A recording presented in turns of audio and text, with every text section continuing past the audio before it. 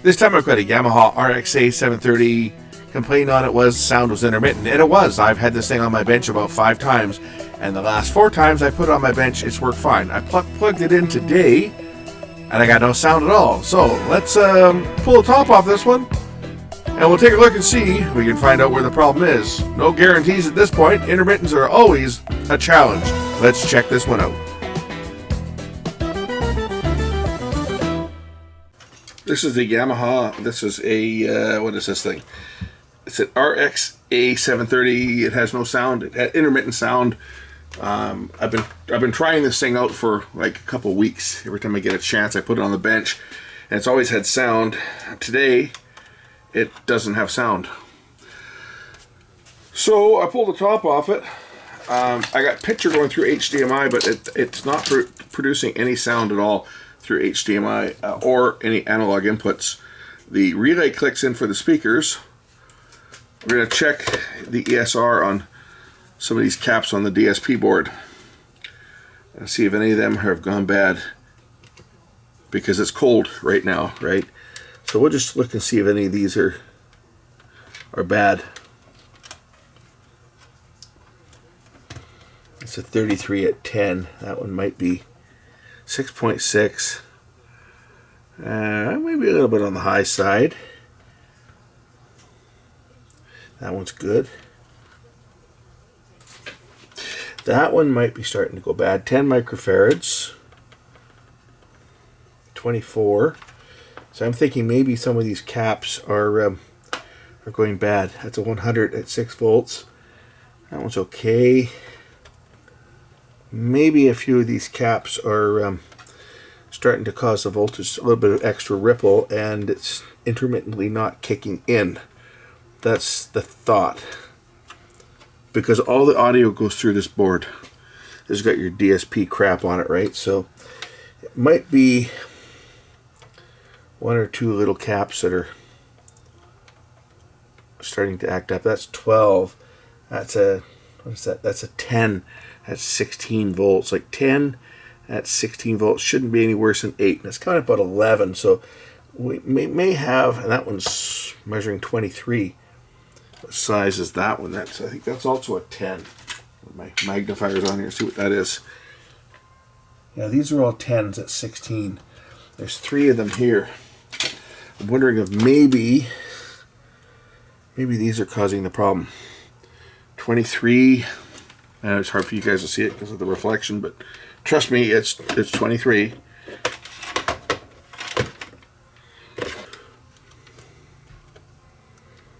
$25. You see, I'm thinking maybe, and now that it's in a fault condition, I've been working on this thing for a while. I haven't done any video on it because every time I plug it in, the stupid thing's been working.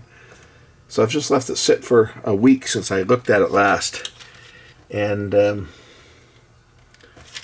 yeah, maybe those ones are causing me trouble. I'm going to change these 3. Okay, they're 10 microfarad at 16 volt. We're going to pop these out, pop the new ones in, and plug it in and see whether this thing kicks in. It would be great if it did, because as I say, it's been sitting here for a while, and every time I've plugged it in, it's intermittent, right? So intermittent problems are very difficult to find. I hear the relay click, I get video passing through, but no sound on any input. And today, that was the complaint, was it would intermittently work. And I've probably put this thing up 5 times and plugged it in, and it's run. And I shut it off, and I turn it on, and it runs, and I shut it off, and then I put it away because I got to do something else. And I just grabbed it and put it back on the bench, and lo and behold, it's broken. So we're going to change these 3 10 microfarad caps and see whether that fixes this thing. I'm not even going to bother to pull the board. I'm just going to pop these out, cut them off. And of course the power is disconnected, but we're going to cut these.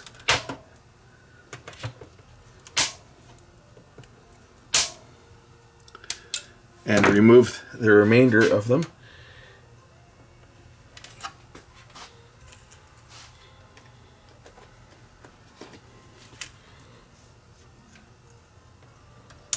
Don't worry, I know there's a piece of that cap lying on the board. I will remove it before I power it up.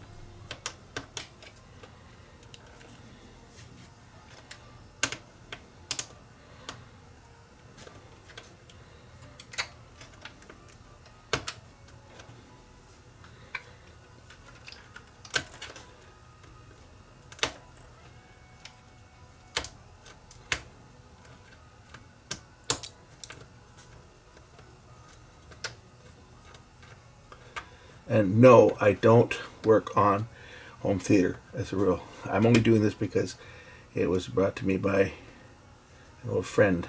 It's one of his clients. Normally, if somebody asked me to fix something like this, I would probably say no, just because I don't like working on home theater stuff. Nobody likes working on home theater amps. They're a pain in the butt.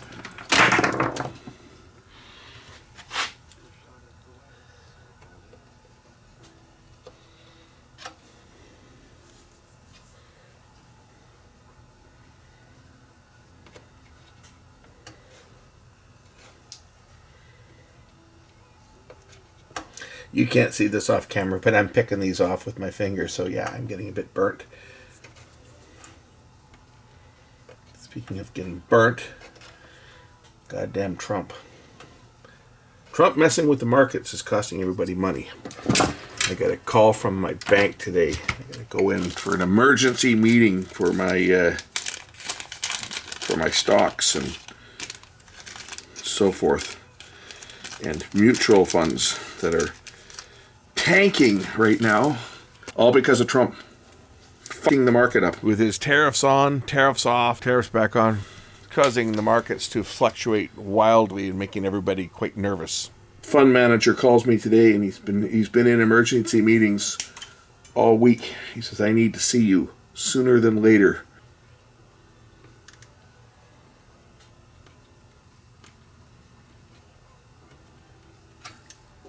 There's going to be a lot of people that get hurt over this. And of course I'm referring to the tariffs, because no one wins in a trade war. I'm going to leave it at that because I don't do politics, but I will say one thing. We're all going to pay more for everything. There's no way around this. With tariffs, you're going to pay more when you go to the store. At least this has got room to work in, this machine.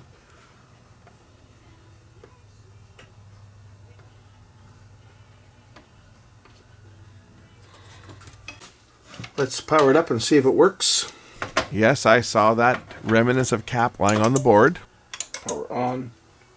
This is main on. I gotta please wait on the screen. Please wait. Relay click for the speakers. But I got no sound. I got picture. So it's not those. They were the only ones that measured a little bit high. The rest of them all measured fine. And there's no sound. It could very well be the DSP, right? The DSP could be bad. I mean, it could be one of these power supplies too. I don't know what the voltages are supposed to be. I don't have a manual for any of these, so I don't know what the voltages are supposed to be. But it was intermittent before, and it was working. The last time I plugged it in, it worked fine. But this time it's not. Look at this. That looks broken. I wonder if that's the fault. We'll pull the board and see whether it's just connections on here. That would be good if it is. But that regulator certainly should not be loose like that. That is a sure sign that something's not right on the bottom. Now, I don't know that this is going to fix this problem, but I have to investigate. When I see a loose component like that, and the fact that this was intermittent, that could certainly be the problem. So now I just have to figure out what I got to take out on this to get this apart. I got to pull all these screws out. Hopefully I can lift this out without having to disconnect too much, because there's a lot of boards on here. That's what I hate about all these modern units. I said they're just impossible to work on. I don't know whether I can remove this board without having to take all the other boards out. Some of these you can just remove the back screws and remove the screws that hold the main board down, and take out the screws here on the heat sinks and tip the whole thing up. I'm hoping that this is one that I can do that, because I've never opened up one of these ones before. But there's a possibility that I may not have to remove the boards, that I can just lift this whole heat sink and the main board up and tip it forward, or move it enough that I can get underneath it. I hope I can do that on this one. That would be great, because that'll save me a ton of time. We're in luck. turn this on the side so I can see if I can peek under the board without having to take it out any more than I have to get to that connection that obviously is broken. What do you guys think? You think that's a problem? I think so. That is definitely a problem. I don't know if there's others in here, but that one for sure is bad. There's probably others as well. But we'll do that one, and I'll do the other regulator here. And I'll inspect the board and see if I can spot anything else that looks like it could be problematic.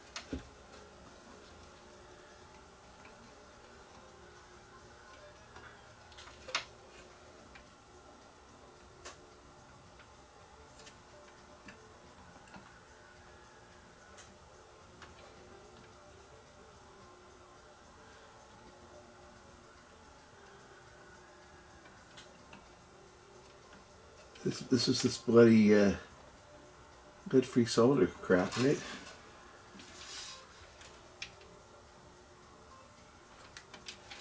And I'll do this regulator too.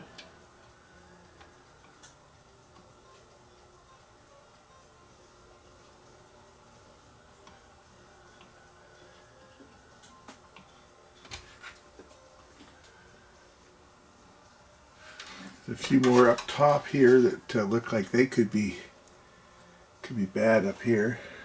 I think what I'll do is I'll put the board back in and we'll try it and see whether I get any sound. I'll just put the ground screws in because a few of these are grounding screws. Like is that a ground? One of these is a screw goes through it. It's a ground. But I'll put the board back in. We'll hook up the speakers and see if I get any sound. Well, unfortunately, even though that connection was obviously completely cracked, I still have no sound. Either through headphones or through the speaker that I connected. So I'll have to dig a little deeper on this thing and see if we can find anything else that might be killing it. I mean, it could be a DSP. Although there's nothing from any input, like none of the inputs are working. So what I do here is when I turn it on, you'll hear the relays click.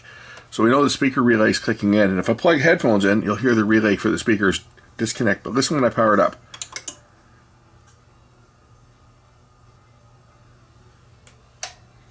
That was the click for the power amp kicking in. So we know it's not an output failure. I'm going to pull this board again and take a look underneath here one more time.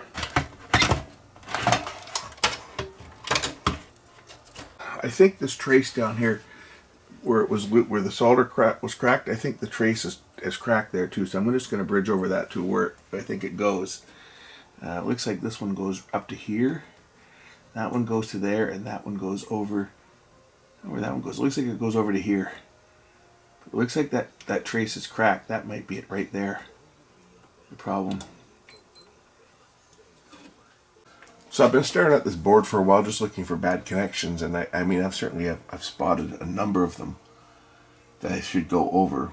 I don't know if that's going to fix it or not. I mean the unit was turning on before. It started out intermittent. When I first tested it, I had sound, and then the sound went away. So here we are looking at the main board. We found this regulator was completely cracked. I had to repair this one. I did that by bending the tabs over to make a good connection, but one trace was damaged, so I just ran a jumper wire over to the other point on the board where it goes. So I'm just kind of staring at the board right now to see if I can see any other connections. I spotted a few. I'm going to resolder a few other ones that look like they might be bad, like some of the ones down the power plugs down here look like they could be a bit cracked. Like some of these pins down here, if we look over to the right here, I mean, some of these just don't look, I guess that is okay there. These ones here look kind of, I don't know, from on the camera they seem to look okay, but from my vantage point here, these ones even kind of look flaky. But the big problem on this, all this stuff is this is the unleaded solder, right? No lead solder, and it brittle and it cracks, and then you end up with intermittent and other problems, which is how this one started out, where it would sometimes work and sometimes no sound. I don't know whether the problem's on this board or it's a DSP problem. I changed a couple caps on the top board that the ESR was starting to head a bit north on, but it made no difference. As I said, this regulator here, or this transistor, I guess it's a regulator, was, when I touched it, it was completely loose, as was this one. So they've been resoldered down. But you didn't see what I was just showing you there, but the transistor that was loose was this one here. This one here also looked kind of flaky. But these units, even though this is a Yamaha unit, you know, it's a dozen years old, and they're not designed to be repaired. That's the problem. It's up there, I mean, I just see like it looks like that one's fractured there. Can you guys see it? Let's bring the camera in a little closer.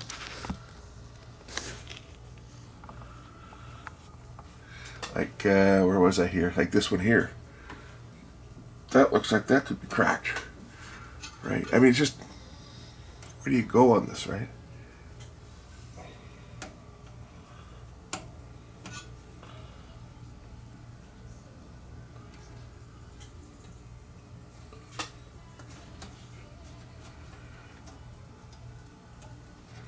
What I usually try to do is try to move the component on the top side and see if I see anything moving down the bottom. That connection there, that one there definitely looks bad. You can see it. I can see this thing a mile away. It's cracked all the way around. But these are what we get up against with this modern lead-free solder crap. So I may have to get a hold of the guy that brought me this, because it's not his. It was brought to me by the guy that hooked up his stereo, that sold it to him, basically. And get on the horn with him and see what he wants to do. He might just turn around and sell him a new one. If it's going to be too much, then I'm sure what will happen is he'll just tell the owner of it that it just needs to be replaced, and sell him a new receiver is likely what's going to happen, because they generally don't want to spend much money on it. But I'll go over a few more connections and we'll give it another try. If that doesn't bring it back to life, then I'm going to be having a little conversation with the customer. You guys might not even see this video. You might not. I might show it just because sometimes you guys like to see what the build quality of some of this high-end stuff is, and Yamaha was normally considered a relatively high-end brand. At least we can get the board out on this without having to take all the other ones out. Like some brands, you can just lift the back off and tip the board out and work on it, which is an improvement over some of the earlier designs that they had where you couldn't even do this. You had to remove a bunch of other boards. So that's an improvement. This chip over here looks like it's been resoldered or replaced at one point. Look at all the flux around here, right? That chip looks like that may have been changed out if we look at all the flux.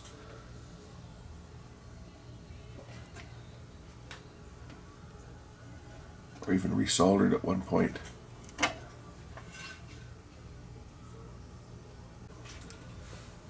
I'm going to go over all the connections that look to be bad. I don't know that it's going to do anything, but if they're bad, they got to get redone, because if they're not causing a problem, they will. Like, you can't resolder every single connection, but some of them look just horrendous.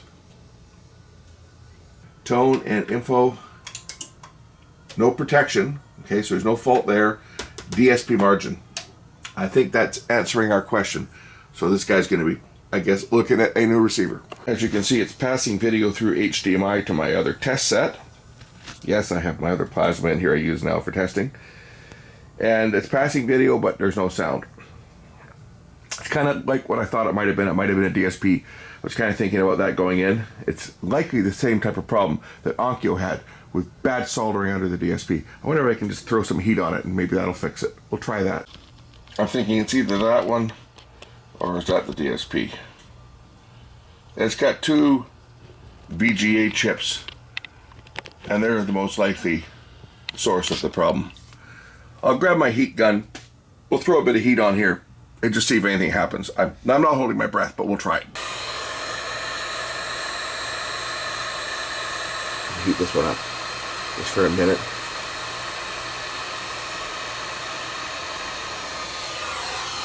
And yes, I know I could use I do have an SMD rework station. But I'm just trying this just to see whether we'll get any different results, whether the sound will kick in. If the sound does kick in at this point, then we know where the fault is. But whether I can fix it and make it a permanent repair or not. I did fix my Onkyo years ago by heating it, and it ran for the longest time. I've since taken that receiver out of service though, because it once again, after about 3 years, started acting up again. Power on.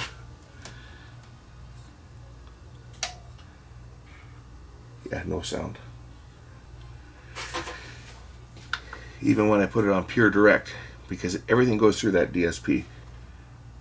Whether people know it or not, everything goes through the DSP.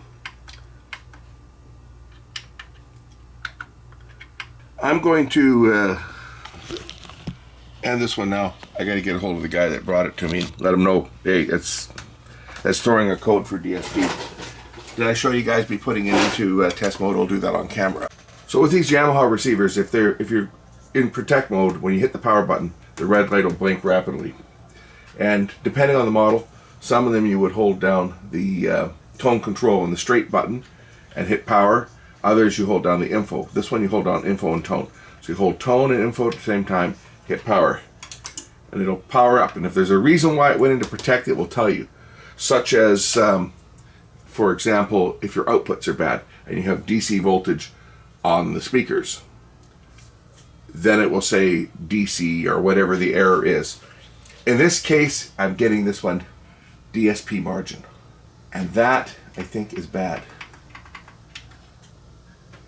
System version. It's not even showing me the system version here, you see. Firmware update.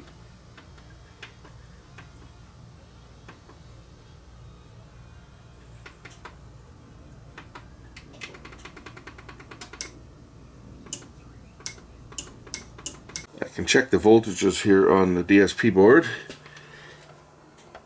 At 1.2, 3.3, 1.8, 1.2. I don't know what they're supposed to be, but there's power there. A 5-volt supply is here.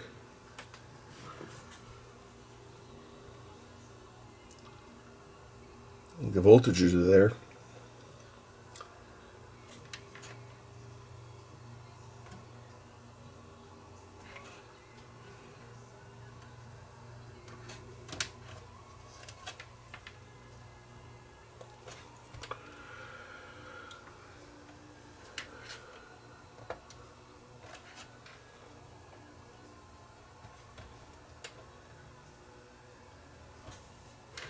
The filters have got voltage. These power supply filters, they've got their voltages on them. You know, so it's like it's got power. It's got power. Yeah, I think our problem's something on this board here. One of these chips may be bad, or I mean, it could be even a reflow problem. But it initially went intermittent, and now it's got no sound at all. When I first I got this about a month ago. When I first plugged it in, it played all day. Turn it off, put it up the next day, played again. I've had this on my bench probably 4 or 5 times, and the first several times I plugged it in, I had the radio playing, it was playing fine, and then when yesterday I plugged in and I had no sound, so I thought maybe we might make some progress, but I'm not making any progress on it. Everything's pointing to one of these DSPs, and with that message that come up on there, I don't know what that message means. It's not pulling any other errors. So I think I got to get a hold of the guy and just let him know where he stands on this, and so he'll probably just sell him a new one. And of course, as I suspected, after putting it back together, I talked to the fellow that brought it into me, who's basically the system integrator that sets up systems for his customers. And at that point he says, you know, he figured it was something simple, we'd go ahead and fix it, but anything we get involved with DSPs or anything, scrap it or replace it, because he'll just sell them a new one. Anyway, that's it for this one. Thanks for watching.